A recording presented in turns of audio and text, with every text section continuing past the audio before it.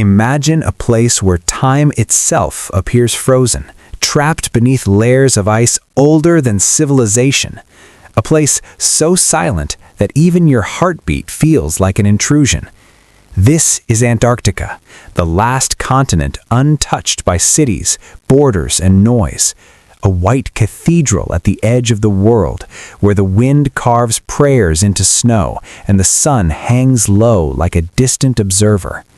For millions of years, this frozen kingdom stood unmoved, indifferent to empires rising and falling elsewhere on the planet. It regulated Earth's breath, cooled its oceans, and guarded memories older than humanity itself. It was never meant to change quickly. It was never meant to scream. But now, beneath the howling wind, another sound is emerging. Not the crack of surface ice or the familiar groan of glaciers shifting in their sleep, but something deeper, a low, spreading fracture that travels for miles beneath the frozen skin, a sound like bones snapping under impossible pressure. Antarctica is no longer silent, it is breaking. And the most terrifying part is that this collapse is happening not from the sky above, but from the darkness below, where warm ocean currents move like unseen predators, eating the continent from the inside out.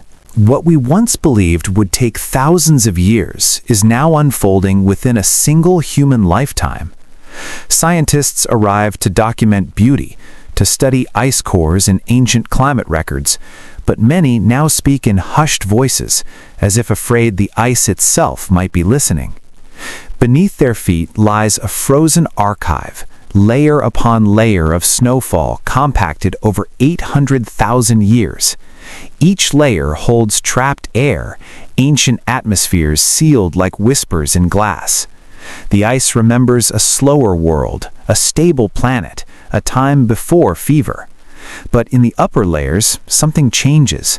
The rhythm breaks. Carbon levels spike violently.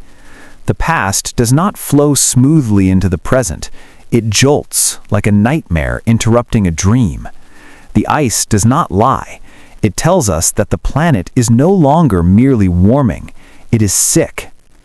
As the surface melts, something far worse happens below. Vast ice shelves, floating fortresses the size of countries, begin to thin. These shelves are not decoration, they are restraints.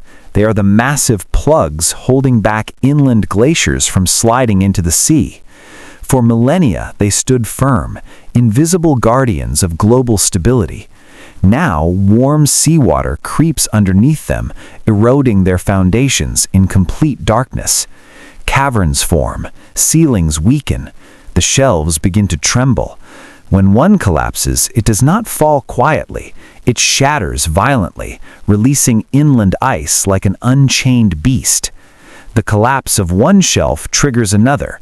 Dominoes fall, but each domino is a mountain of ice, and each impact sends shockwaves through the planet. Nowhere is this more terrifying than at Thwaites Glacier, the so-called Doomsday Glacier, a slab of ice as wide as a nation, holding enough frozen water to raise global sea levels by more than half a meter on its own.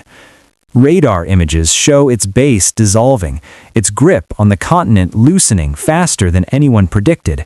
Cracks widen, the grounding line retreats. Scientists say that once Thwaites gives way completely, it will not die alone. It will pull the heart of West Antarctica with it. The collapse is no longer hypothetical. It is mechanical. It has begun. Above the water, life begins to unravel. Antarctica's creatures evolved to survive darkness, cold, and endless wind, but not hunger. Sea ice vanishes earlier each year, taking with it the algae that grow beneath its surface. Krill disappear. Penguins walk farther and farther for food, leaving chicks behind that never survive the wait. Seal nurseries collapse into open water. Whales arrive from across the globe to find the banquet gone. The ocean becomes an invisible desert. The suffering is silent, but it is everywhere. This paradise of ice becomes a trap. perfectly adapted for a world that no longer exists. For a long time, humanity believed Antarctica was too far away to matter, a distant tragedy for scientists and documentaries. But ice does not stay where it melts. Every drop of fresh water flowing into the ocean alters currents, weakens circulation, and disturbs systems that control weather across the planet. Antarctica is Earth's white heart, pumping cold through the global ocean. As that heart weakens, everything else destabilizes. Storms grow more violent, rain falls where it never did before, droughts stretch longer, floods rise higher.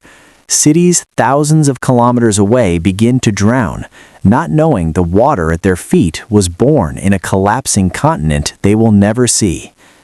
This is what makes Antarctica truly horrifying, not its emptiness, but its connection to everything.